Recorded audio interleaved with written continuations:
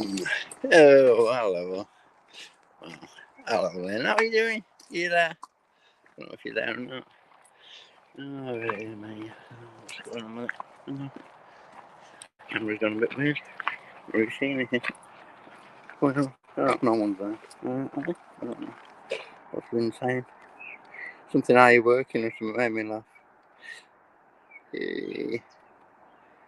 Oh. Are you walking? Yeah, I'm having a walk. But I was going to go and see the old cows, you know, the little bullocks actually. I was going to see the boys, you know. But no, I didn't make it there. I don't know, I didn't want to walk up past all the traffic and it was starting to get a bit dark anyway, so I'm not bothered. By the time I got there, I was running a bit late, so by the time I got there, it probably been, well, might have been alright, but I just wasn't in the mood for listening to all the lorries going past all the time. You know, it's a massive industrial estate we're right in the middle of. The hospital built right next to the motorway, obviously, you know. So, yeah, wonderful for the patients of course. What's Lynn saying? Our town fire department is setting up for a black party. Oh, a block party, sorry. My eyes are going funny. Lots of food, carnival games, and small rides for the kids. Yeah. Monday's Memorial Day. We remember those who gave their all for their country. Yeah, and look how the country treats them now, you know. Yeah. Shit, man. Anyway, yeah, crazy, isn't it? Yeah. Anyway, anyone wants to have a talk, get up and say hi if you want.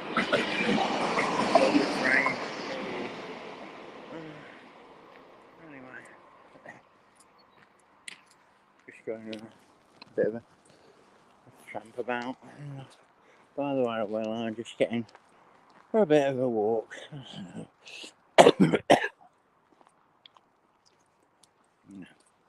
So, you know, yeah, I don't know. A bit knackered today, a little bit tired. I did a couple of lives today, which, I don't know, might be more interesting than this one. Feeling a bit sort of flat at the moment, a bit deflated, kind of, a bit pissed off. I've been watching some strange things and really annoying things and slightly disturbing things, which I don't really want to talk about, to be honest. But, you know, it's horrible what's going on. I just gradually trying to, you know, mess up absolutely everything. So, yeah. Yeah, bit of graffiti on it. Down with the system, yay! It's a good idea, isn't it? Yes, down with the system, absolutely. Yeah.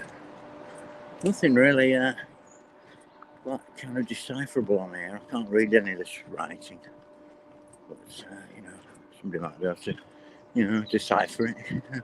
I quite like that weird face on there. I don't know if you've seen that. Yeah, kind of stylized face on it. Just that's quite a good one as well. That one there. It's an interesting one, isn't it? Yeah, quite like that one. Clever.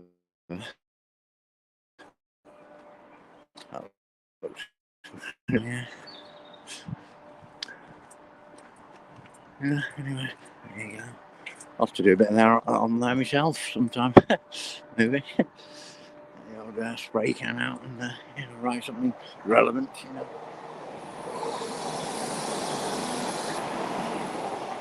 Wonderful people using the public transport while it's still running. The farmers supply people or whatever they do, you know. Grain and that for the animals and that and whatever, feed for the animals, I guess, I don't know. And there's the horrible lights up there, there's horrible lights that burn your eyes out and can be focused and tuned in here, you know, now. You know, they can just zap everyone whenever they like. So, you know, it's wonderful to know that these wonderful lighting systems exist, you know.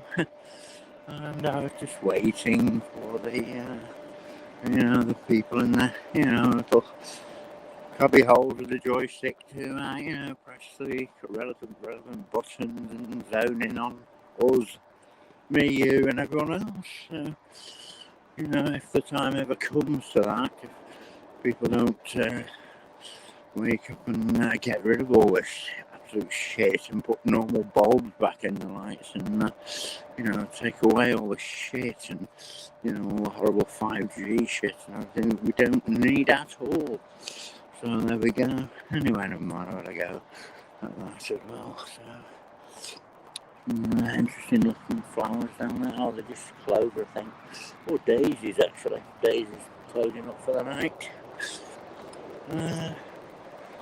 Down here there's some forget-me-nots. I don't know whether you get them in America or wherever you might be not watching from. Nobody ever watches them myself. Oh, a few do. Loyal lunatics, that like a bit of total madness now and again. But they're quite pretty. Them little pink ones. I'm not sure what they are. I'm not going to venture over there now. Can't be bothered. So yeah, what a nice grasses there. Well, they are. I'll have a look maybe tomorrow. I'll look root round and see what's growing in there. There'll be a lot of little tiny flowers knocking about, Yeah. Some are very pretty, some of the little wildflowers, which considered weeds. I don't consider them weeds at all. Well, what's the difference? It's an old one, this. With the difference between a flower and a weed. What is the difference? Well, it's simple, isn't it, really? It's a level of perception,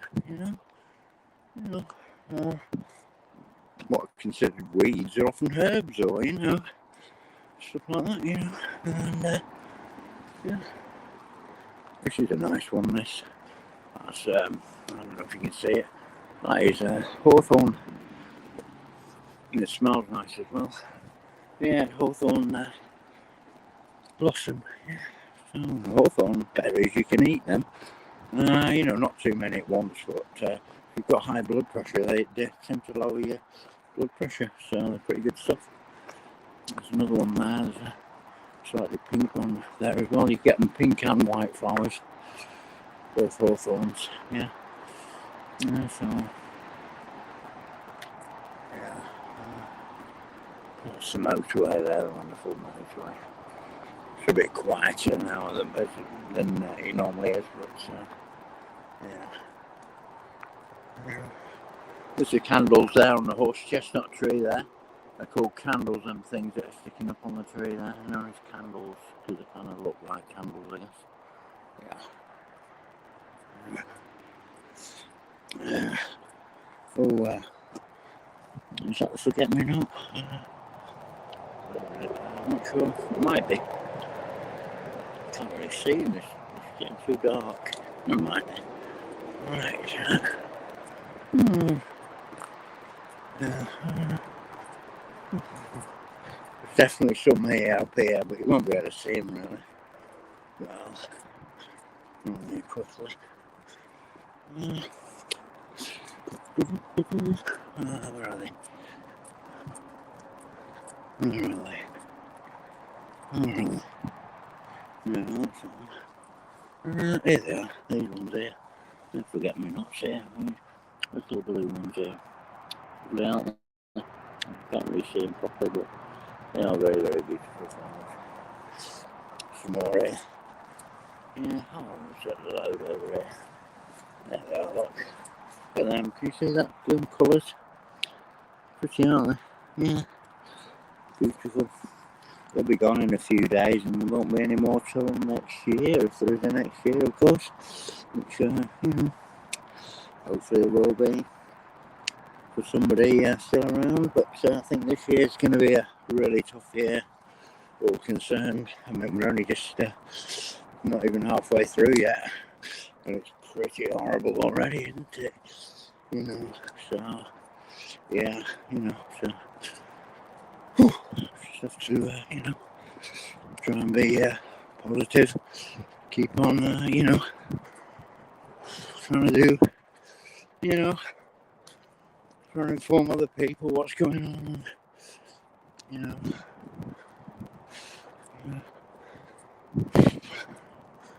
Yeah, anyway, anyone there? No. Oh, somebody's there. Oh, Lynn's not there, I think. Oh, okay. I can't read it. I can't see what I'm doing. To get under this damn light. Horrible light. Where are we going? That's what he's saying. I can't read it. Oh, dear. Oh, that's wrong. Yeah. Oh, yeah. Sorry, my what?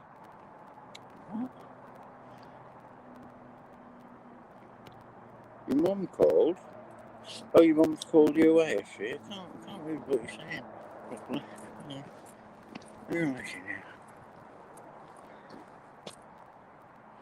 I can't read the screen. My eyes are very weird. These glasses don't help.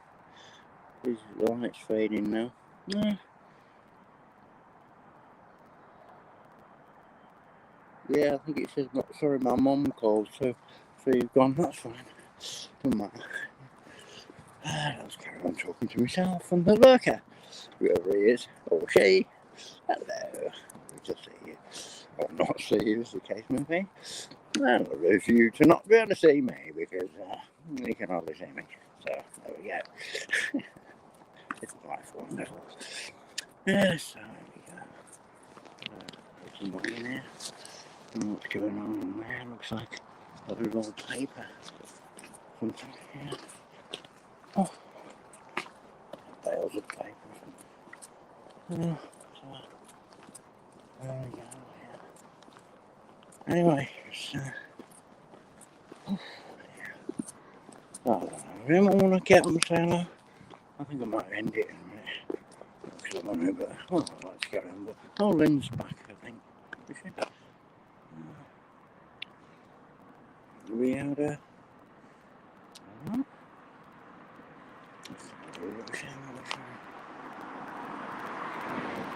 I can't read what you're saying, Lynn. I'm sorry. Oh, dear. I have to run back. I'll go on the time of the light up here.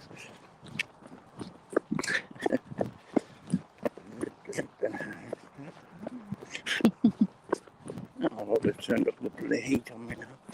Turned it up full blast. Probably because I'm running to inspect me. See if I've just planted some terrorist device or something. God knows. That's what it says. Yes, it says. We had a row.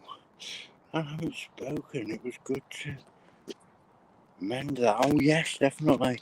Oh, yes, best to, you know, make bridges, you know, again, you know, been burnt, you know, for a while, you know, build new ones and, you know, yeah, forgive each other. What families do, don't they? Sometimes, you know, piss you off quite a bit, they can do. They certainly know how to hurt you, don't they, family? You know, if they want to. So, yeah. Yeah. Anyway, I'm glad that's good that you made up. That's good.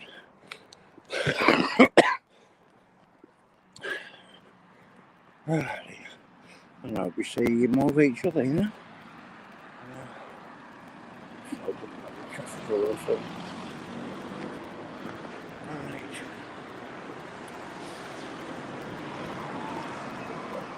Buckets of lorries all the time. Lorries everywhere.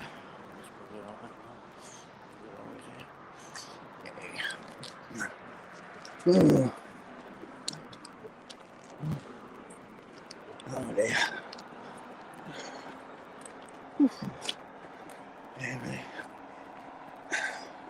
You can go if you want, Lynn. Just go, you don't have to watch me. I don't even know what to say. So, like I say, I'm a bit out of breath. And I'm a bit kind of like, well, I did schedule it, so, and I was running late, so I altered the time. It was supposed to be 8:45, and then I changed it to 9:45. And by the time I got out, it was almost time to, you know, for the stream. I thought I'll join the stream if I was waiting. You know, and really, it's a bit of a disappointment.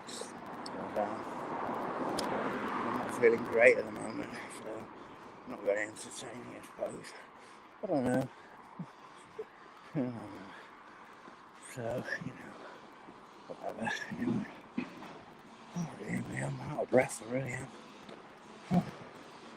But yeah, I'm doing well. I've had well, I'm doing well in some ways. I've only had about 2, 3 cigarettes all day. You know, and they're only parsley, you know, dried parsley. Leaves, that's all it is. So, you know, yeah, don't smoke tobacco, I don't need it. Horrible mock, you know. But my lungs are kind of knackered because of all the years of smoking, so I've got a CPOD thing. What is it? COPD, and it's chronic obstructive pulmonary disease, you know, which is your lungs, called pulmonary because your diaphragm pulls your lungs in. It pulls the air into your lungs, doesn't it? You know what I mean? Your diaphragm does it, so yeah, that's what it's called, pulmonary, I think. So yeah, there we go. Oh, I'm so technical, aren't I? Yay! Anyone know that? So, yeah, chronic obstructive pulmonary disease, I suppose. Anyway.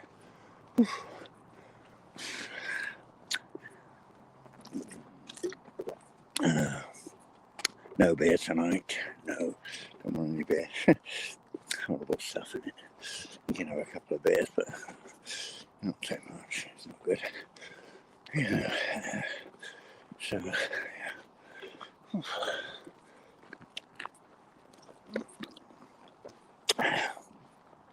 yeah, I just saw a bloke. I made a video. I don't know whether I'll upload it or not to my channel. And this bloke chuffing out all this crap, you know, from this plane, and you know, it's kind of like the sun was setting, and you know, all the shit that was coming out of the back was all bright pink, you know. It looked bright pink anyway, but of course it wasn't, you know. But it looked that way to this angle of the sun or whatever, you know. But yeah, it's I don't know, it's just mad. Horrible mess he was making. I was hoping he'd switch off and on, and if he had it on, I might have uploaded it, but he didn't oblige. So, but he looked as if he was going to do. So, and a couple of clowns that are just, you know, doing ridiculous flight past, you know, just veering off and all like that, you know, flight past they'll do for these maniacs. You know, it's crazy, really, it is.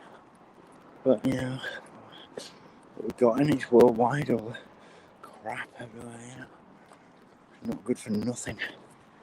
Not good for nobody. Here comes one here now. Can you see that flash? He's going out of speed. I don't know if you can see him on that. Doing a nice thick trail there, in between them two clouds now, to the top of that second cloud on the right. There we go. How fast is going? Very good, but yeah. Here we go. Oh, speed is going up. Look how high he is as well. It's never stopped, does it? Oh, shit.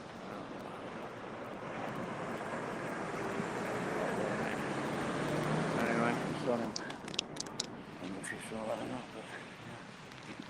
but shit. All the lights are everywhere, these foul bloody lights. All the bloody shot.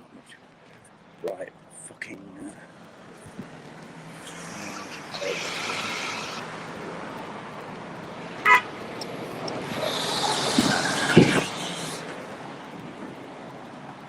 Fucking baby's fucking all at me, boy. Fucking fucking great lorry. Got the baby's fucking on at me because I'm filming the fucking sky or whatever. What the fuck's it got to do with that fucking idiot? Yeah. think he'd feel fucking, you know, superior enough on it, having a big fucking foot, you know, little old me, you know. In his fucking way at all. I was on the fucking pavement, minding my own fucking business. He should be fucking minding his fucking business. Get these fucking anal fucking people, yeah. You know, if you're doing anything out of the ordinary, you know, I might want to fucking hop, skip, and fucking jump if I fucking like, you know. You know what I mean? Some tosser will be shouting at you, oh, you this and the other, you know, whatever, bibbing the fucking home, doing the V sign and all that bollocks. Stupid pricks. You've got to bib the fucking home, wake the fucking dogs and cats up and fucking little babies, you know, poor little kids, you know. I get to sleep, bloody retarded fucking idiot drivers. I really hate those, you know, boy racers with their horrible bloody fat exhaust pipes, you know. Sort of backfiring exhaust and all that, or deliberately souped up to backfire, you know. Horrible shit. Make a right fucking racket around here sometimes. Anyway, I've got to stop swearing and allow myself to get wound up by some fucking retarded fucking idiot. Yeah. Anyway, what can we do? Never mind, it's all character forming, isn't it? Yes. See these lights? There's the ranch where I'm at. Logical left, place, all these fucking lights outside. You come out for a smoke, and you know, there's no way you can look. There's a fucking light in your face off this fucking building. They're all pointing at us for some fucking reason. Anyway, I'm back at the shithole, so I'll say bye-bye everyone, and I'll leave it running actually. I can talk to you from the comfort of my lying down, reclining, you know. So yeah, I'll just switch the camera off and well, I don't know, yeah. Now I'll leave it on, whatever. And close the lid up. No, yeah, you can hear me going into the place, and they'll do a frisk. They have to, you know, they get all frisky, the staff, you know, looking for contraband and stuff like that, or whatever. Good fucking luck, good. You know, but they do it all the time. You know, every time you go out and come back, and you get fucking frisked, you know, searched, you know. Ridiculous bullshit, you know. Right, so here we go with the ridiculous bullshit ceremony coming up. Enjoy. There we go. Press the call button now. You hear this beep beep beep noise. Irritating fucking racket. So yeah, it's all good, isn't it? Right. Oh dear. I hope somebody reasonable doesn't create a fuss. So she's a nice person. Anyway, I'll turn the mic off for this one.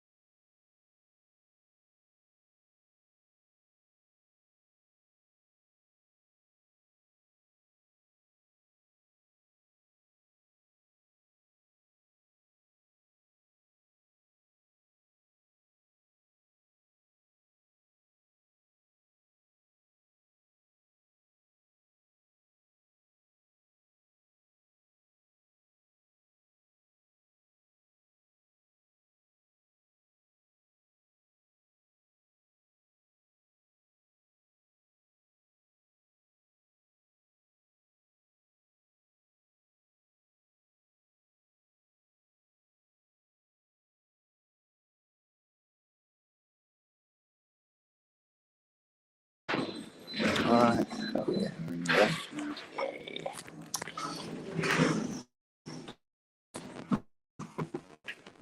Yeah, so the frisky stuff.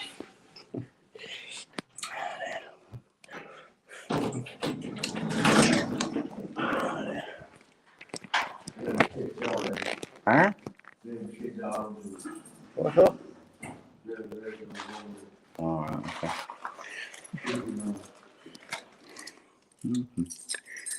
Very good.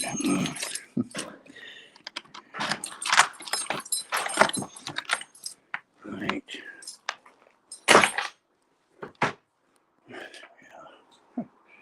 Back to Wonderland. Right.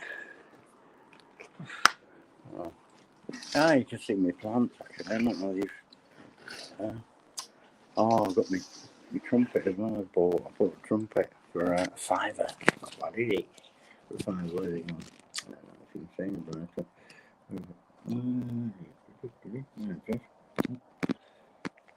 God, pick it up in a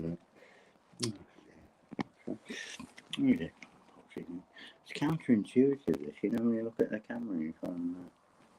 Oh dear, what am I doing? Alright, where is it? I can't do it anyway. I've got to pick the damn thing up. Right, there it is. The hooter. Yay! A fiver, £5. You know, it's not bad really for a fiver. It's a bit knackered. I won't play it now, it's too late. But you know, yeah. I'm playing a few notes every day. I haven't played it much, but I'm getting it fixed, hopefully. Got a few things wrong with it. Well, it's a very old instrument. And there's twaddle, but apparently someone's lurking. I don't know if it's Lynn. I don't think it's Lynn. I think she's gone. Yeah. Oh dear.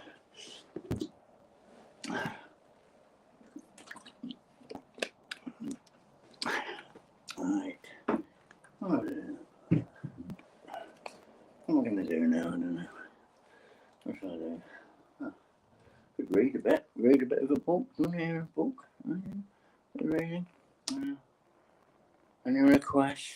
Put something in the comments or something. You can write a comment. You know, you don't have to say who you are if you do. You reveal yourself then, won't you? If you make a comment. Yeah. Can't make hand signals either, can you? Smoke signals? No? Okay.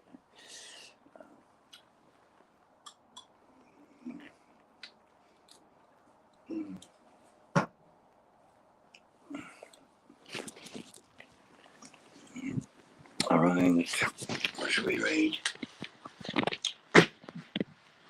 Ah, dear. Like to hear about reductionism? Great stuff. Melting point of steel at all, anyone? Any NIST people there? Yeah, they're wonderful, aren't they, the NIST people? They missed so much, the NIST report. Wonderful job, right? They just missed this and missed that. Wonderful job. What was it, 5:30 in the afternoon, building 7? Disappeared at 3-4 speed onto the pavement of New York. On the sidewalk.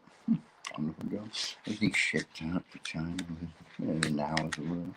You know, that's shipped off now. So it doesn't match evidence left. Well, there's a few little steel bits and pieces with thermite on them. Air scorched engine beams and stuff. Yeah, wonderful job. But they missed it all, so yay. Good on this report. Wonderful job, isn't it? Yeah, logic suspended. Science and physics suspended. The laws thereof. Right, logical positivism. You ready for this, folks? This 20th century movement is sometimes also called logical or linguistic empiricism. Yay!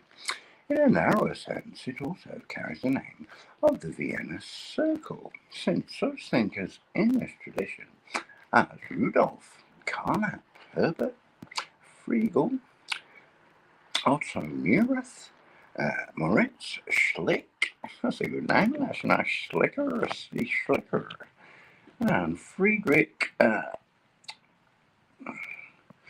Sommer formed an influential study group in Vienna in the early 1920s to articulate and propagate the group's positivist ideas. In the broader sense, however, logical positivism includes such non-Viennese thinkers as A.J. Ayer, is it Ayer or I think it's Ayer, A-Y-E-R anyway, C.W. Morris, Arnie Nace, and Ernest Hegel. Central to this movement's doctrines is the principle of verifiability, which the NIST report should have reported on, the viability of and veracity of their findings. It's completely ridiculous. Retarded, retarded, well, free fall physics, wonderful job, wasn't it? Well, it come down in, I don't know how many seconds, but I can't remember. Anyway, Building 7, what a wonderful job. Anyway, there we go. Right, what have we got? What am I up to? Oh yeah, central to the movement, this is logical positivism, the logical positivists thereof, central to their doctrines is the principle of verifiability, often called the verification principle. Really? That's incredible, isn't it?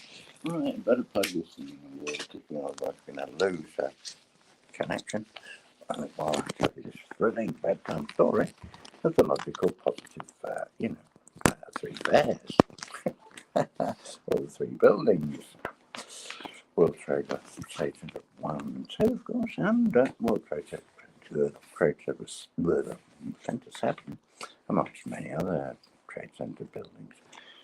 Obviously, because 1, 2, 3, 4, 5, 6, 7, that's a few buildings for a start. There's probably a World Trade Center 8 and 9, 10, I don't know. Anyway, it goes. Right. So, central to the twaddle, the doctrines of central to the movement's doctrines is the principle of verifiability, often called the verification principle. The notion that individual sentences gain their meaning by some specification of the actual steps we take for determining their truth or falsity. Yay. As expressed by Ayer, sentences, statements, propositions, that's in parentheses, in brackets, right? If you don't want to use the word parentheses or parentheses. Parentheses. Oh, no. Anyway, never mind. Whatever the word is, wonderful. I love words. Don't you like words? How funny. Quite amusing. Sorry about this. Really stupidity happening again. You're right. So words are used to determine, certain actual steps. All right. Okay. 1 minute. Bollocks! I'll start again with a sentence. So today, I might understand a little bit as we go along. Right. Central to the movement, the movement's doctrines of total twaddle is the principle of verifiability of the twaddle, often called the verification principle of the twaddle. The notion that individual twaddling sentences gain their twaddly meaning by some twaddly specification of the actual steps we take for determining how twaddly and waffly the sentence is. Thereby, you can determine their truth or falsity. As expressed by Ayer, sentences, statements, propositions are meaningful if they can be assessed either by an appeal directly or indirectly to total twaddle, to some foundational form of sense experience, or by an appeal to the meaning of the words and the grammatical structure that constitute them. In the former case, sentences are said to be synthetically true or false synthetically. Might be arriving at a synthesis any minute. Yay! Wonderful job. Okay. Absolutely. An appeal to the meaning of the words and the grammatical structure that constitute them. Right, okay. In the former case, sentences are said to be synthetically true or false. In the latter, analytically true or false. Well, if the sentences under examination fail to meet the verifiability test, yay, they are labelled meaningless. Wow, wonderful. Such sentences are said to be neither true nor false. Famously, some say infamously, many positivists classed metaphysical, religious, aesthetic, and ethical claims as meaningless. Oh. For them, as an example, an ethical claim would have meaning only insofar as it purported to say something empirical. Well, if part of what was meant by X is good, is roughly I like it, then X is good, is meaningful because it makes a claim that could be verified by studying the behavior of the speaker. If the speaker always avoided X, we could verify that X is good, is false. But the positivists typically deny that X is good, and similar claims can be assessed as true or false beyond this sort of report. It's getting dodgy, isn't it? I'm losing it myself. Instead, I'm sure you're following really closely. Right, okay. Answers on the postcard or a postage stamp might be, well, sorry, being silly. Instead, they claim that the primary meaning of such sentences is emotive or evocative. Thus, X is good. As a meaningless utterance, it is comparable to hooray. Well, in effect, this sort of analysis shows the positivists' commitment to the fact-value distinction. Yeah, did you get that distinction? Very nice. Well, that's kind of nice to do that one, wasn't it? Right. We've not finished yet. There's another bum-numbing paragraph coming up, really. Given the role that the verifiability principle plays in their thinking, it is not surprising that the logical positivists were admirers of science. One might say they were sentence intoxicated. For them, it was almost as if philosophy were synonymous with the philosophy of science, which in turn was synonymous with the study of the logic. Language, that is, of science. Typically, their philosophy of science treated sense experience, or sense data as it's called, as foundational, and thus tended to be bottom up in nature. Yay. Wow, I love it when people go bottom up, don't you? Wonderful job. I love seeing them on the podium, when they're going bottom up, in front of a massive audience. It's a wonderful job, and showing the great crack of their intelligence. Incredible job, and conning everyone in the process. Wonderful job, these Politico people, Yeah, they are wonderful to watch, aren't they? Preferably from binoculars, from I don't know, a vantage point where you could, yeah. I don't know. Yeah. Whatever. Right.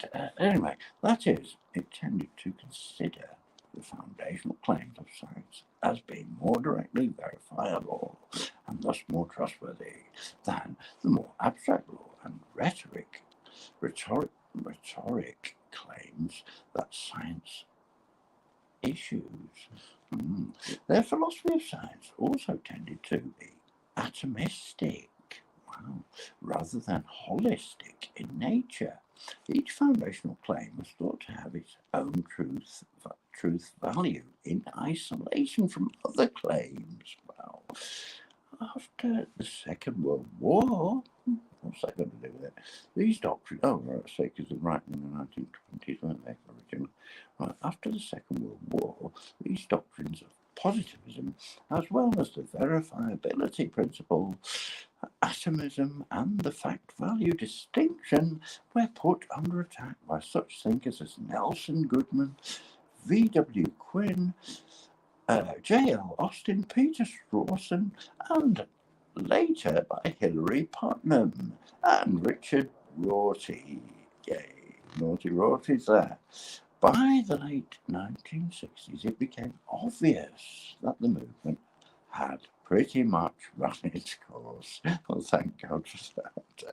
Well, excellent job anyway, and there's a few references anyway. Right, do you want to hear logical theory now? Anyone for a logical theory? Right, here we go then. Well, nobody's objecting. Right, logical theory.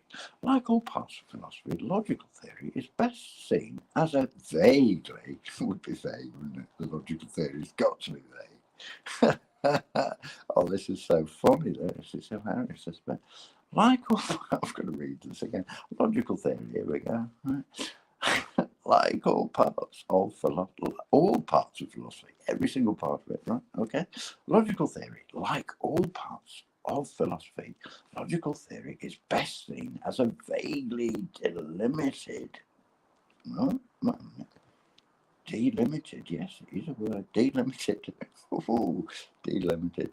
Wow, that's a wonderful word, that, isn't it? Like all parts, fucking hell, I can't believe this shit myself. Logical theory, like all parts of philosophy, logical theory is best seen as a vaguely delimited and shifting group of problems. Yay. A rough characterization would be that they concern, number one, how to understand the activities of logicians and the nature of the systems that logicians construct. Philosophy of logic, and two, how to apply the systems to what has always been logic's primary purpose, the appraisal of arguments. Wow. In its heyday, the 20th century, the subject has also had important ramifications. Number three. Right, now we're saying one, it is possible to see a logical system as something abstract, formal, and uninterpreted, unexplicated. That is, the logician takes a vocabulary of words or symbols, elements, and devises rules of two kinds. Rules for concatenating, this is a good word, isn't it? Concatenating the elements into strings, well-formed formulae, and rules for selecting and manipulating formulae or sequences of them so as to produce other formulae or sequences, derivation rules. Wow. Doing logic consists in following these rules, logical results, or theorems, and to the effect such and such an output can be got by the rules. So conceived, the activity has no use at all. It is part of pure mathematics. Right. Jeez. Also, it is no surprise that historically the pure mathematical approach came late in its origins. Logic was supposed to serve a purpose. It is, if it is to do so, the rules must be designed to detect some property or relation. And if the purpose is to count as logical in the currently accepted sense, that property or relation must be defined in terms of truth or of some allied notion such as satisfaction or warranted assertability. Wow.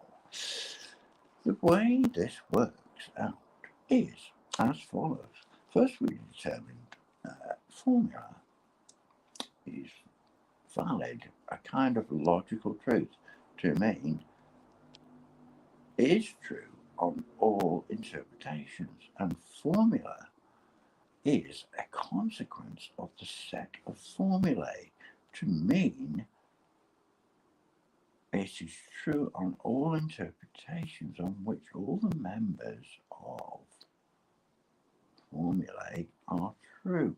And then we understand such and such an output can be got by the rules as asserting that the output is a valid formula or a consequence related sequence of formulae, provided that the input is or unconditionally if there is no output to a particular rule. This is twaddle, isn't it? Right, this procedure interprets, explicates the originally abstract claim that some result comes out by the rules. It also it gives us interpreted logic, but at once it imposes two new obligations on the logician. He must tell us what he means by interpretation in his definitions of valid and consequent. What? Of valid and consequence. Well, why it said that? Does already say consequential? Anyway, no, it doesn't. And he must show us that the rules do establish what we are now to understand their users are as asserting. The first of these obligations can in fact be discharged in more than one way, but roughly speaking, an interpretation or instance of a formula is a sentence that results from it by replacing all its schematic letters uniformly by ordinary words. The second obligation requires the logician to prove that his system of rules is sound, just like the World Economic Forum is sound. Yay, lovely people. I does what he now says. Right. By the second obligation, which requires the logician to prove that his system of rules is sound. For instance, it does what he now says it does. Yay. Yeah. We'll own nothing and be happy. Yay. That's it. As if they're going to feed us anything. Sausages. God, they're not. Okay, no. Not actually feed us on it and give us somewhere to live and, some, I don't know. Just joking. Just want us eliminated. End of story. Anyway, proof of soundness depends on ways of telling when an interpretation of a formula is true, or rather, what turns out to be enough. On ways of telling when it's bound to be the case that every interpretation of a given formula is true, or of a given sequence of formulae is truth preserving. That means that we need truth conditions, yay, for the constant elements in each formula. The elements which are unchanged through all its various interpretations. So soundness depends on truth conditions of constants. Yay. This is something that has come to consciousness in 20th century logical theory, but was implicit all along. Oh yes, of course, we knew all that. It was implicit. Yay. Right, besides, oh God, it's going to have to go on for a long time, this bugger. Honestly, I've not even got to number 2 yet, and there's loads of other ones. Where are they? Yeah, right, okay. Well, this is good. We can do the what's name now. Proof. Right, proof of soundness depends on ways of telling when an interpretation of a formula is true, or rather, what turns out to be enough on ways of telling when it is bound to be the case. I've already read this shit, haven't I? Right, I'm going to skip this one. I've got enough logical positive. Oh, it's logical theory level. Right, let's try something else. What are we going to do? really stupid. Right. Oh, let's got something on the pineal gland here. This might be interesting. Right, the pineal gland. We know about that one. It's the third eye thing, here.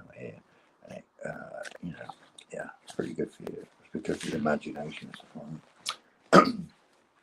Yeah, and kind of stuff like that. Anyway, it's kind of a portal to other, levels of consciousness and stuff like that. Yeah, so here we go. Pineal gland, the small protrusion in the center of the brain, is, in Descartes' notorious theory of mind-body interaction, singled out as the principal seat of the soul. There you go. When the gland is stimulated by the animal spirits, hello, Wanda, yay. It's you listening to this logical positivism and logical, what was it? I can't remember what it was now. Whatever it was, that logical shit I was just reading, or illogical. Yeah. So, yeah, do you want to come up and have a chat? I can still read your twaddle if you want. Oh, you're just listening, okay. That's funny. You must be, I don't know, what's the word for it? I don't know what the word is for it. I'm trying to think of the word. I was just thinking. I can't think of what the word is. Anyway, never mind. I'm going to carry on talking twaddle for a minute. No, not by Wi-Fi. Definitely not. You don't want to listen to any of that shit on Wi-Fi. I never do Wi-Fi. Yeah, absolute shit. I'm just use me. Yeah. They want everyone to wear these things right on the bloody ear hole, don't they? All this shit in headphones. You see people walking around with these things stuck in their ears, and they've got blue lights flashing out of their ear hole. You're thinking, bloody hell, that shit's going straight through the brain, I wear headphones, but I use, non-Wi-Fi ones. So, yeah. But yeah, I don't use Wi-Fi. I don't need that shit. Right, pineal gland. Let's start again on this one. This small protrusion in the center of the brain is, in Descartes' notorious theory of mind-body interaction, singled out as the principal seat of the soul. When the gland is stimulated by the animal spirits flowing through the nerves and brain, the soul residing in the gland will have a certain kind of sensation. Conversely, when the soul wills a movement, it is able to transmit instructions to the body via the gland. The treatise on man, 1633, that was Descartes.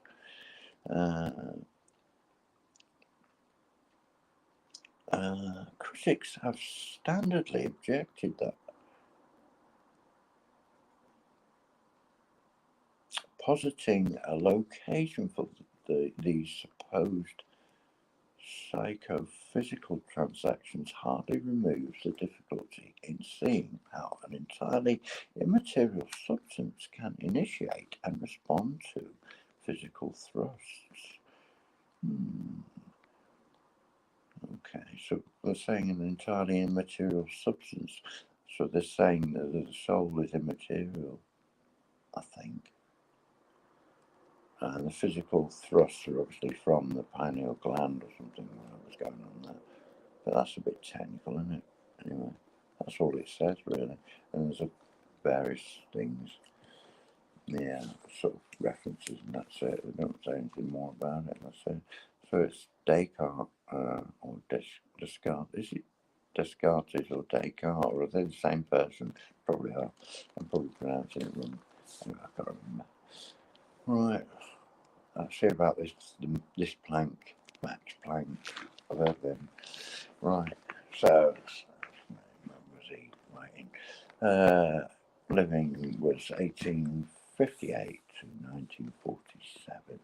Right, the German physicist who discovered the formulae for black body radiation. Taking his cues from Boltzmann's statistical reformulation of the second law of thermodynamics, he found that radiant energy may be treated statistically as if it exchanged only in discrete amounts involving a new constant, h, subsequently known as Planck's constant. This prepared the way for Einstein's discovery that light could be treated as both wave and particle, the two aspects being related through Planck's constant.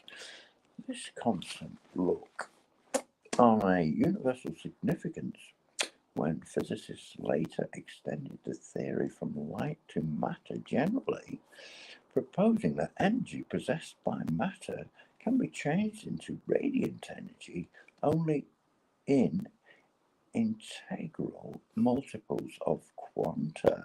Yay. This set the foundation for quantum mechanics, which inaugurated a revolutionary break with classical physics. Planck was awarded a Nobel Prize for his contribution to physics in 1918. The arrival of quantum mechanics gave rise to a variety of philosophical problems.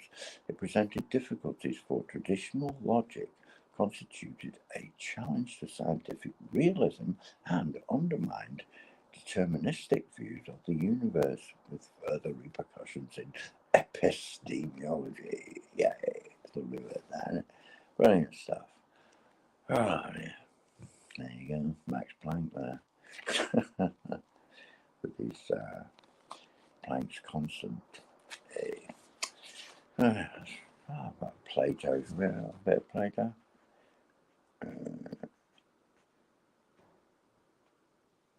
Oh, that's a good one. Rationalism. That's a bit of rationalism. That's rational now. Ready? A bit of rationalism, everyone. Sorry, I'll read your comments on there. Right.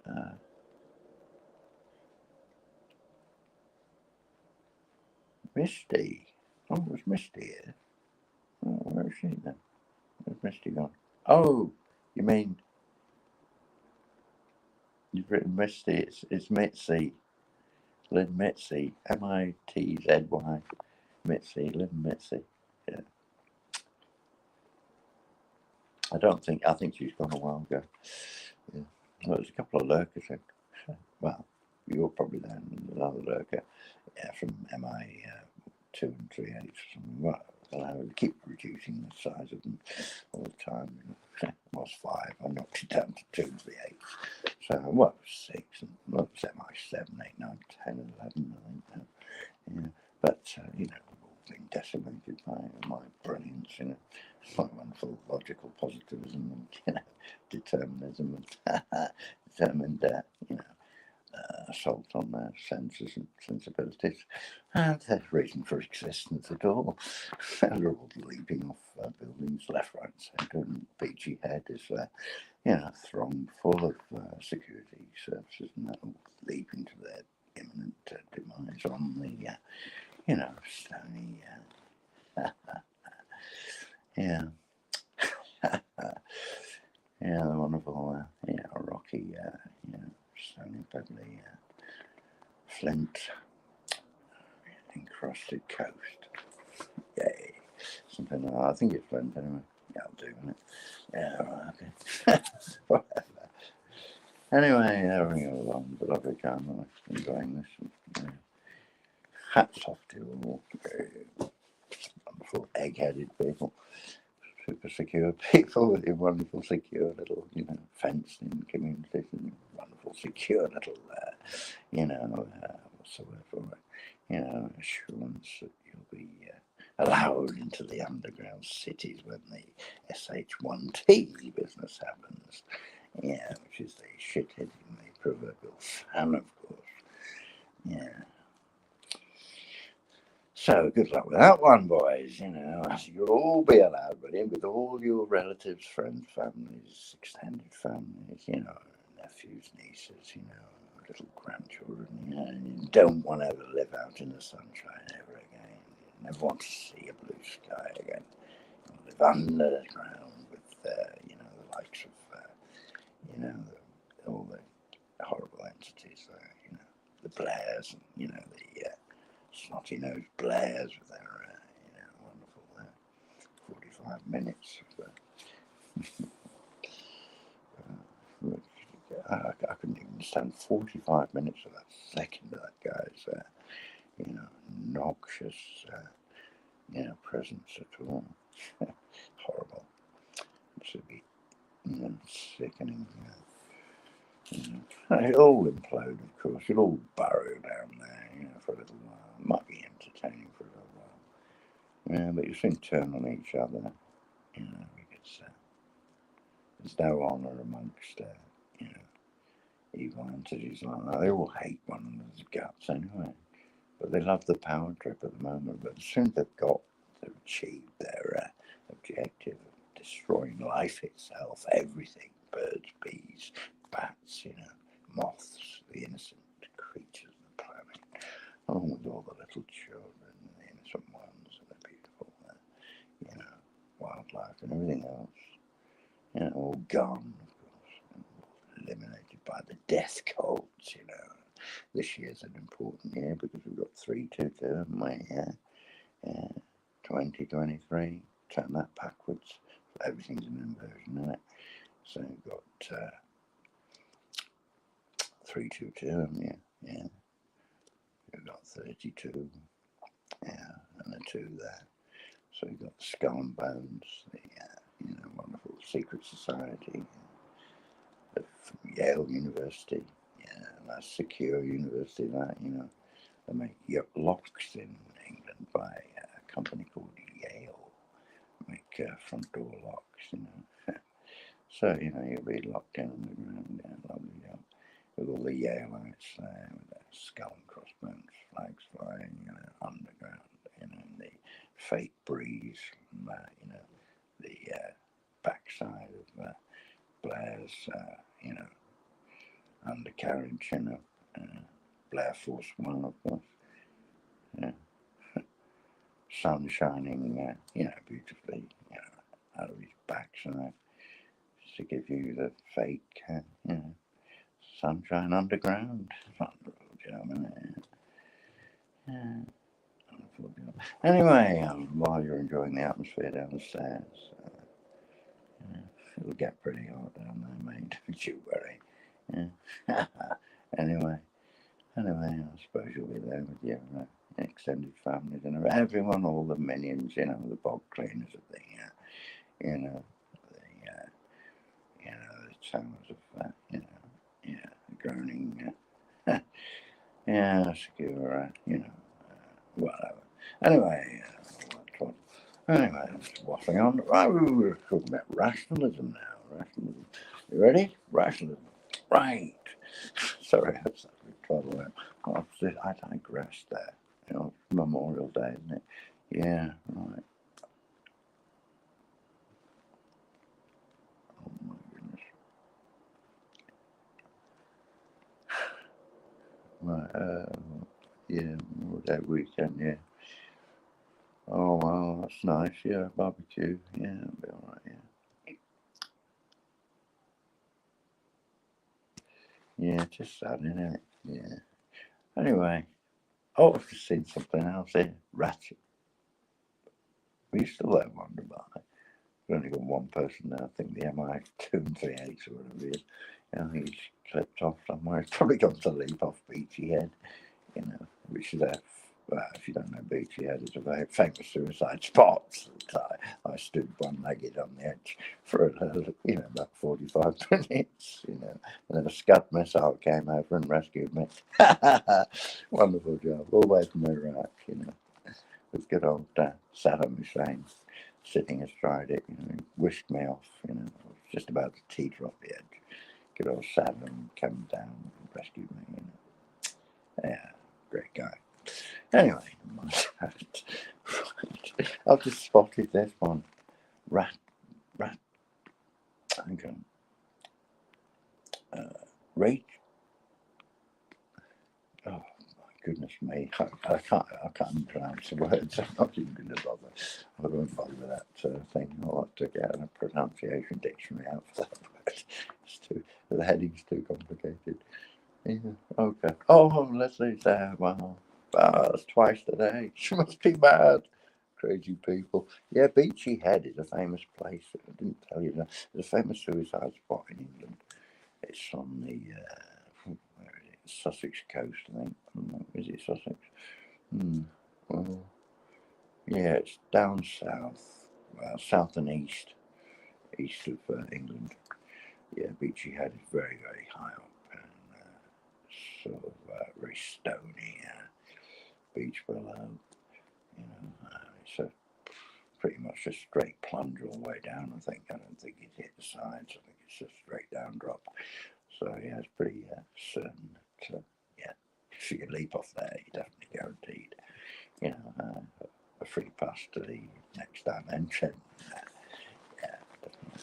So that's wonderful to know. It's very comforting, you know, if you're ever, you know, over in England, which is great. I've got 2 Americans over here. No English person would deign to visit my channel ever whatsoever.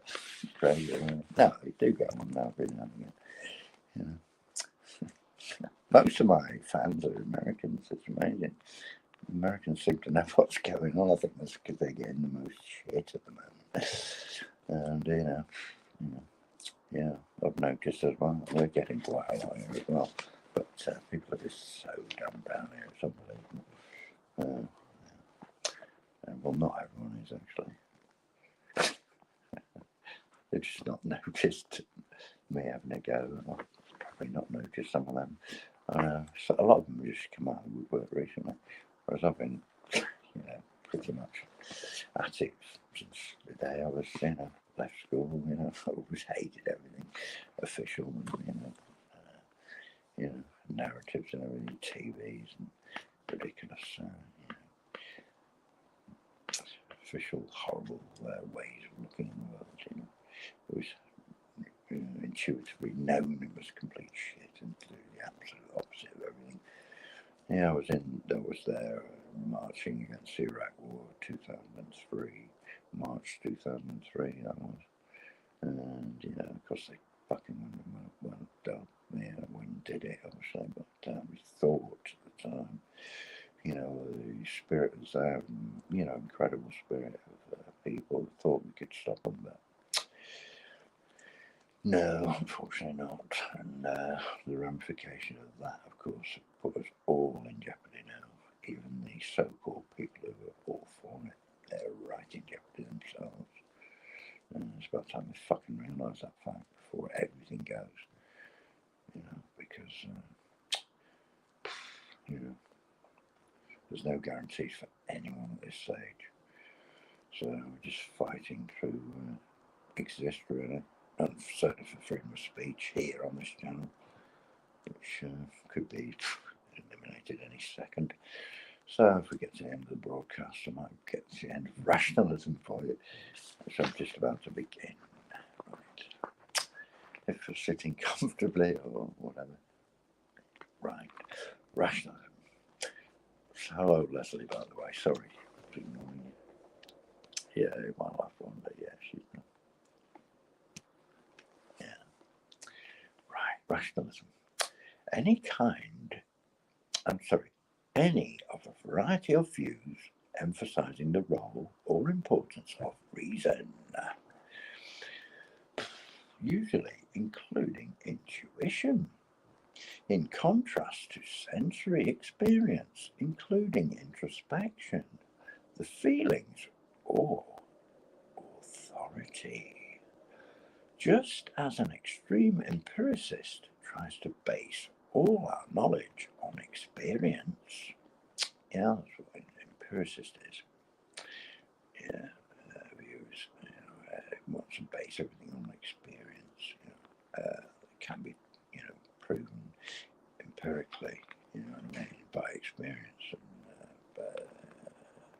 by what do you call it? You know, by experiment and stuff, and experience of that experiment and results thereof. Blah, blah, blah. So that's empiricism.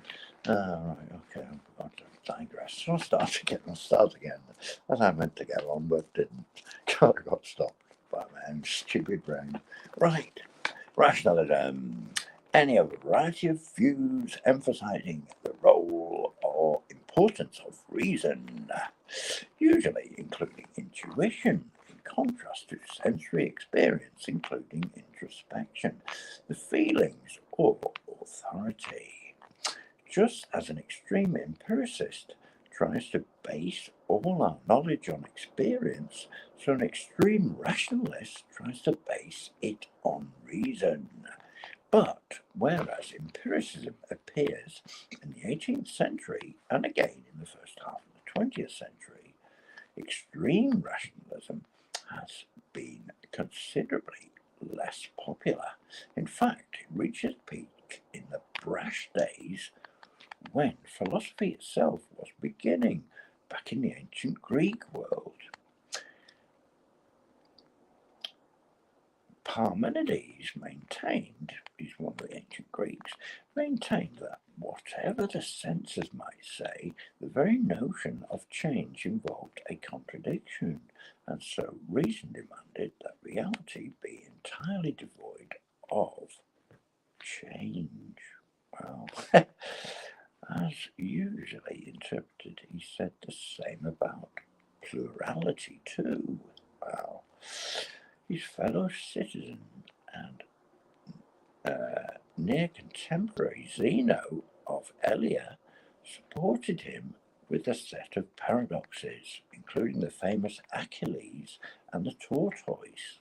Zeno's paradoxes. Yeah, that's from Zeno's paradoxes. These two, together with a handful of followers, including, to a certain extent, but only to a certain extent, Plato, represent the acme of extreme rationalization, and later rationalists have seldom been willing to dismiss the senses quite so single-mindedly. They perhaps have in mind the words the slightly later philosopher Democritus, by no means an extreme empiricist, gives to the senses to defend themselves against pure reason. Fragment 125. Take note. Fragment 125. I like that. Right, okay. Wretched mind, do you take your evidence from us and then overthrow us? Our overthrow is your own downfall. That's a good one, isn't it? I like that one. Wow, that's fragment 125. Wow, from Democritus. Yay, excellent guy. Wretched mind, do you take your evidence from us and then overthrow us? Our overthrow is your own downfall. Yay. See what that's going back to what I was saying before. You know, if they get their way, our overthrow will be their own downfall because they've got wretched minds. Yay. So they have. So I'll quote fragment 125 from Democritus to them at every opportunity. Yay. Right, it is indeed hard to see how being entirely devoid of any contact with the world through the senses could ever amass the materials needed to exercise its reason at all. I think that's right. How, for instance, could it acquire a language to express its thoughts in, and what sort of thoughts could it have if it had no language at all? Exactly. Rationalism, however, does not have to take an extreme form. Well, we could have thoughts, couldn't it? Because before we could speak, we could still have thoughts. We could mime something like possibly the club, so I can, biff this saber-toothed tiger on the bonds.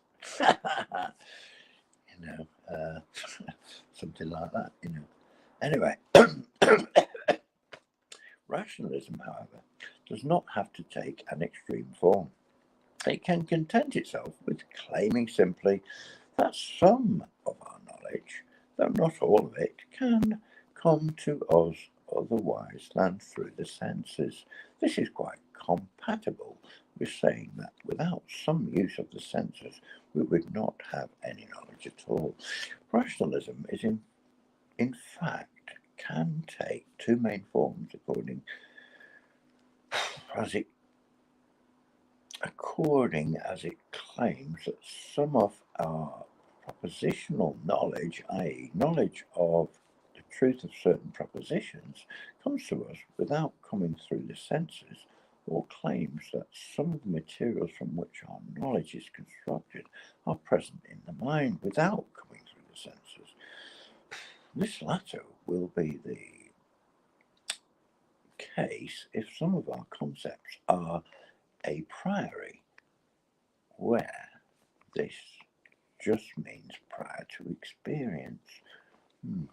It might be, for instance, that concepts such as those of substance or causation are present with us from the beginning, in the sense that, as Kant thought, we do not find out that the world contains substances and causes, but cannot help but see the world as composed of substances which have attributes and of events which are caused by other events.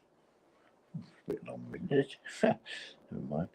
I might have to read that again sometime. I'm not going to read it now. I can't be bothered. I hope you're following this, because it totally lost me then when I was reading it. Wow, that's Immanuel Kant for you. Yeah, it does get a bit complicated.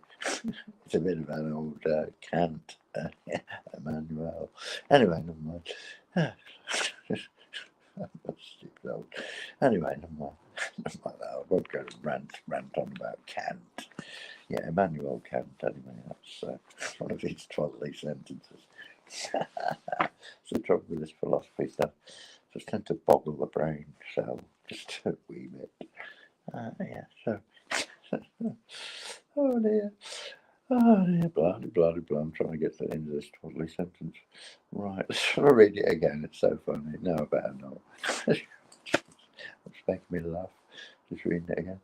All right. Having the concepts in this way, however, must be distinguished from having them explicitly, in the sense of having words for them or consciously thinking about them, as we are doing now. Yeah, you're all thinking consciously. Beautiful. Okay. Right. Hopefully, anyway. So, how can you unconsciously think? I suppose you can unconsciously think things with the the subconscious. Yeah, like when you're dreaming and stuff. But, yeah, anyway, on the theory in question,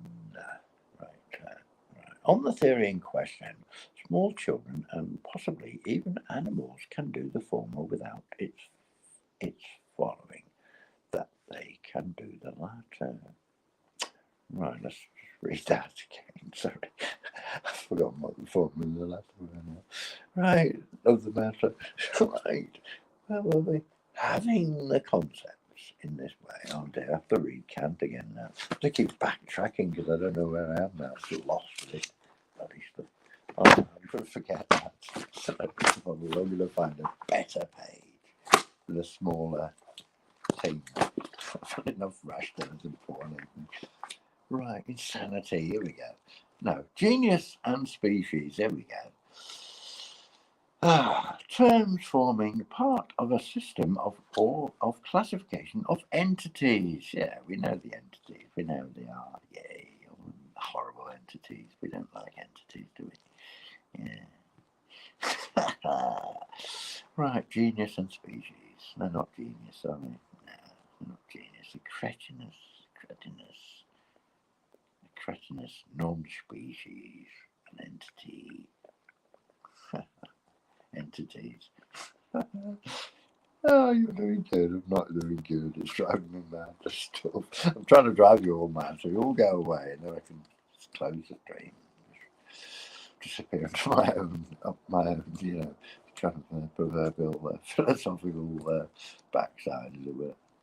Backside of beyond reason, and you know, rationale, you know, beyond raison d'etre, you know. If you remember your French, method of reason for existence, you know. Yeah, kind of thing. Which I don't have any reason to exist. Which is why I want to be eliminated forthwith, because I'm a useless eater and a useless speaker and everything else. I couldn't rationalise my way out of a paper bag.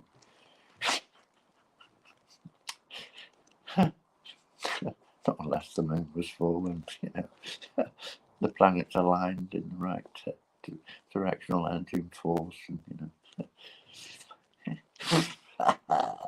Just lost another lurker. Have a go. Right. Bye. See you later.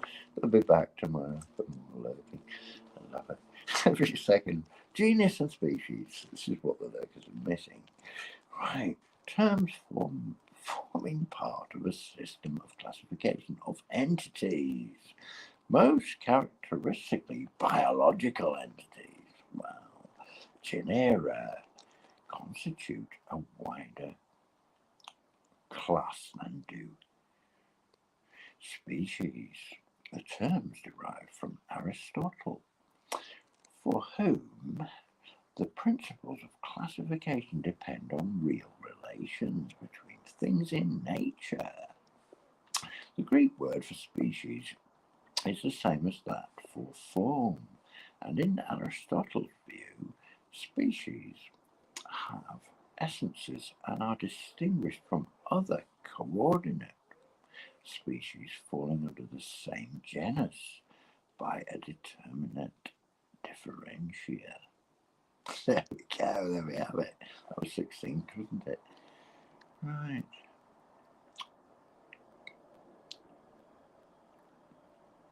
And that is from Aristotle's De Partibus Animalium and De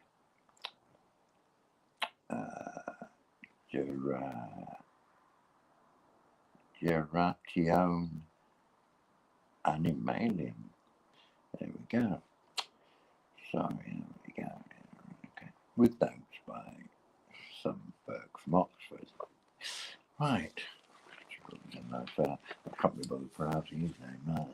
Right, so here we go. Inequality, here we go. This is lovely. They love their inequality, don't they? They wouldn't want us to have equal shares in anything whatsoever, even if it was, you know, fresh air. You know, they have their own bottled air, you know, their underground labs. Anyway, the bottled sunshine from Blair's backside. Yeah, right, well, I've lost it now. What was I looking at? I found something. Oh, inequality. Well, we got this. Inequality. In political and social theory, inequality consists in the differences between individuals, really, or groups, in the possession of what is desirable or undesirable. Right, the main categories of inequality embodied in a society are political, legal, social, and economic. Yay, witness the forums. Lovely. They'll own everything and be quite happy. Shitting on us all. Lovely people. Right. Right, there we go.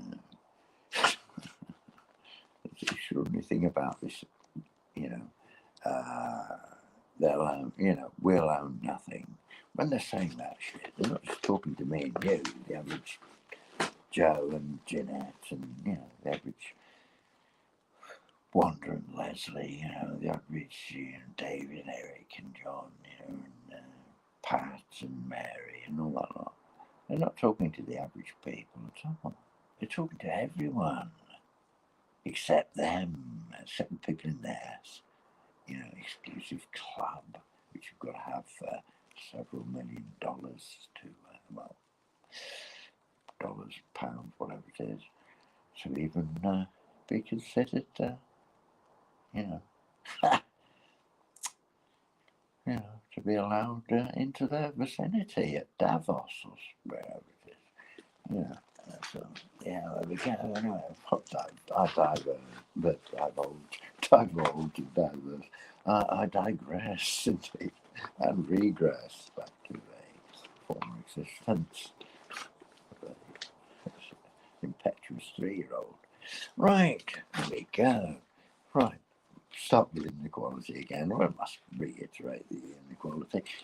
Right. Inequality in political and social theory. Inequality consists in the differences between individuals or groups in the possession of what is desirable or undesirable, and we desire to have everything, and you'll earn fuck all, and you won't be happy at all. Thank you. Right, while we shit on you forever and ever. Amen, until you're dead. Thank you. The main categories of inequality embodied in a society are political, legal, social, not any social anymore. They're certainly not security anyway, except for the secure people on the ground with their social, Mr. Blair's light shining out of the backside on the podium. Yeah, so there we go. There we goad him on the podium. Yes, could we goad him? I wonder if we could goad the Blair out of his hole, winkle him out, yay. Get the bastard out and in the fucking dark. Yay.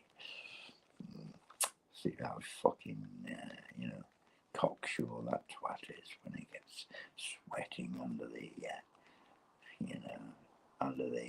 microscope of,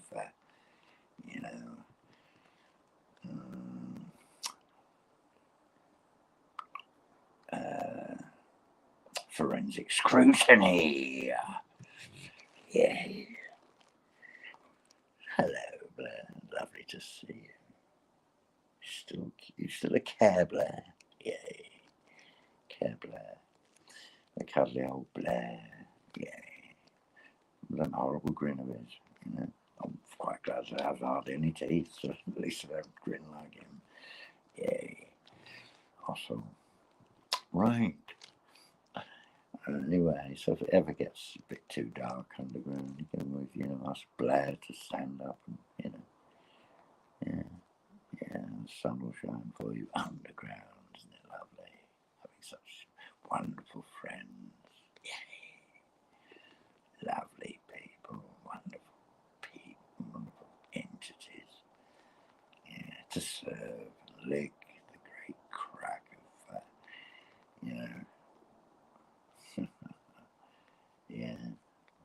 crack of doom. Right.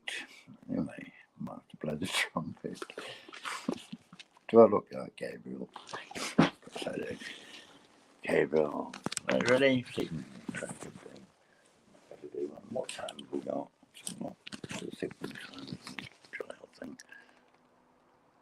I can just do one quick crack of doom.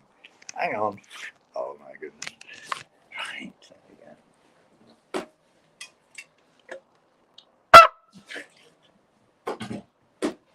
Sorry.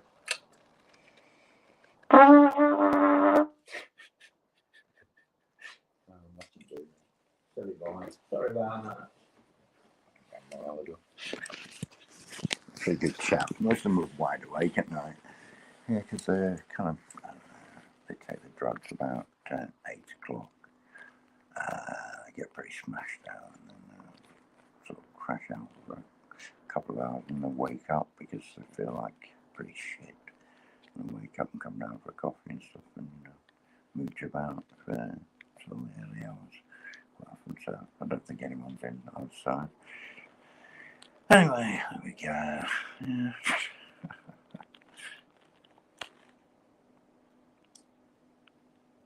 I bet you get lots of ladies. Oh, of course, all the time. Oh, they'll love it. Yeah.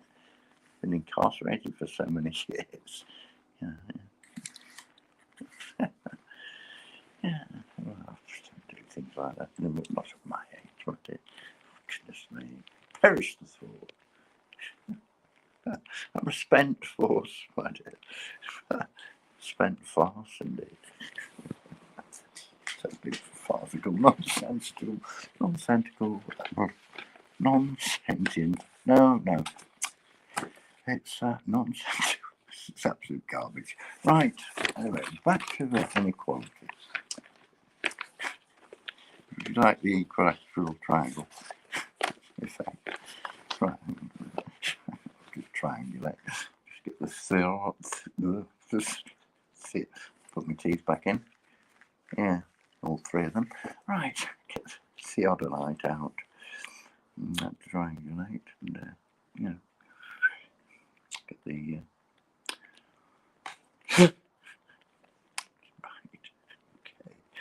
right. To start inequality yet again. Because we need to let them know just how unqualified they are to pontificate about owning everything. You know, I think it's absolutely disgusting. Anyway, here we go. Inequality. In political and social theory, inequality consists in the difference between individuals or groups in the possession of what is desirable or undesirable. The main categories of inequality embodied in a society are political, legal, social, and economic. The clearest forms of political inequality are aristocracy and the exclusion of certain groups, women, racial or religious minorities, or those without property from voting or political office. Legal inequality is exemplified by differences in liability to criminal prosecution. Yeah, we've got indemnity, haven't they? You know, the pharmaceutical people and most of the other, various things. Yeah, we know that. Right. Legal inequality is exemplified by differences in liability to criminal prosecution or civil action or in freedom of contract. Social inequality involves differences in status, deference, and subordination. Systems of racial caste being an extreme example. Class inequalities are both social and economic, marking children with the wealth and professional status of their parents. There you go. That's what we call landed gentry and, privileged backgrounds and stuff like that. Right. Been born into loads and loads of riddles and cash. Some inequalities are politically enforced. Yeah, don't they love that? Others merely arise unless they are prevented. While most modern political theories are opposed to the enforcement of inequalities between groups, they must all face the question: how much should be done to prevent inequalities from developing between either groups or individuals? Two factors make it impossible to eliminate inequality entirely. First, the need for hierarchies of power. Why is there a need for them? Don't see why there should be, to be honest. There shouldn't be a hierarchy of anything, really. You know, obviously you've got to have people who naturally kind of might take a lead on an issue in some ways, but I don't see why that leader has to be there leading all the bloody time, you know, all the bum-numbing time for 5 years, like it is in England, 4 years in America for president. And why should they carry on? Why should it be the same bloody leader week after week, month after month after month, year after year? Why? You know, you could just say, well, you know, let someone, you know, they're a decent person, they know what they're talking about, they can perceive what the realities of the situation are, what's going on, blah, blah, blah. Have a different person every week. Why not? Things are done by consensus, but what's sensible and stuff like that. You have to have these massive hierarchies. people with too much money lording everything over everyone else. It's not right. That's what's wrong with capitalism, you know. Because there's nothing wrong with capitalism. You know, mild forms of capitalism are people, you know, want to, you know, carve out a bit of a, you know, nice living for themselves. That's fine, mate. You can be employing people and all that.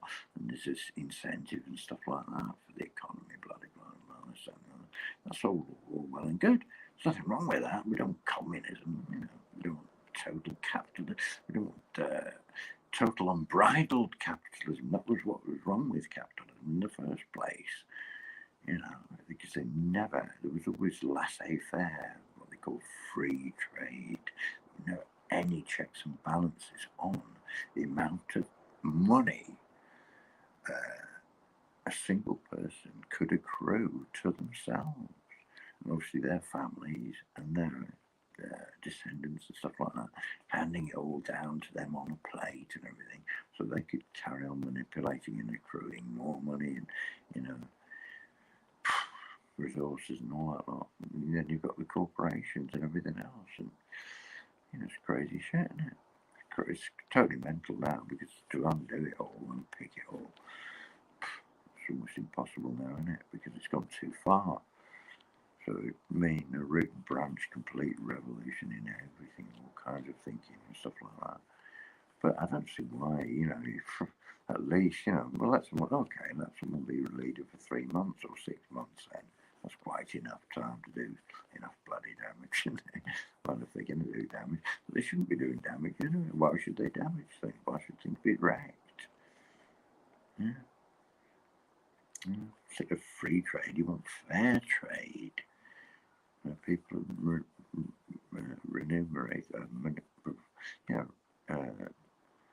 what's the word? You know, paid for, you know, adequately for their labours and efforts and all that lot. There's nothing wrong with that.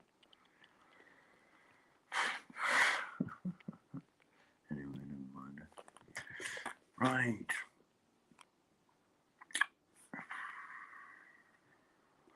Two factors make it impossible to eliminate inequality entirely. First, the need for hierarchies, so to say. That's where I went off on a tangent. Right, hierarchies of power in any political and legal system, and in any economic system except the most primitive. Shall we agree with any of that, right? Second, the fact that there are natural inequalities of ability, enterprise, and luck. Oh yeah, it's a joke, isn't it? I could really take this theory apart completely. Yeah, this is crazy stuff. Yeah, anyway, I'm not going to read anymore, but it's pissing me off. It's just too stupid, isn't it? It's just stuck in their own, you know, things saying, no, there has to be hierarchies and shit like that. I don't see why there has to be, really. Which is why there's massive hierarchies. Obviously, some people are more suited to certain jobs and stuff like that. There's no reason why they have to lord it over others and, you know, just saying, well, you do this, you do that, all the time. It shouldn't be someone directing traffic all the time, should there? It should be other people doing it as well, you know. It shouldn't be the same person over and over. I think so. I think they just get too big-headed, these pricks who, well, prats, whatever you want to call them, arseholes, yeah, who, you know, just have been in power too long, and power corrupts, you know, absolute power corrupts absolutely. You have conservative after conservative after conservative, and then you can have Labour in this country, or Republican, Democrat. So you get the two wings of the same bird, basically. It's the same old bullshit over and over, really. You know, even if one does some things good, the other one can come in and reverse everything, all the good that they've done, and you know, create a lot more evil shit for everyone to put up with. But there we go. Anyway, I'm going to finish it now. I think I'm pissed off with it. There's one lurker there. Am I too? And well, we've reduced no, if you get the slide rule out for this one.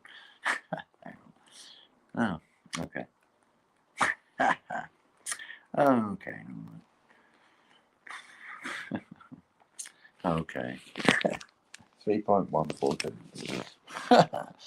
Yeah, pie in the sky. Is that right? 3.142? Yeah, of course it is. I wouldn't believe I was qualified at anything, would you? Yeah, exactly. Right. I'm going to say good night. And if you're not going to say good night, I will say fairly well. Good luck with it all. We're counting on you. It's a twister. It's a twister. Here comes a storm. Right as some storm. Storm Rider. Yay. Okay. See you all later. Here's my wonderful face.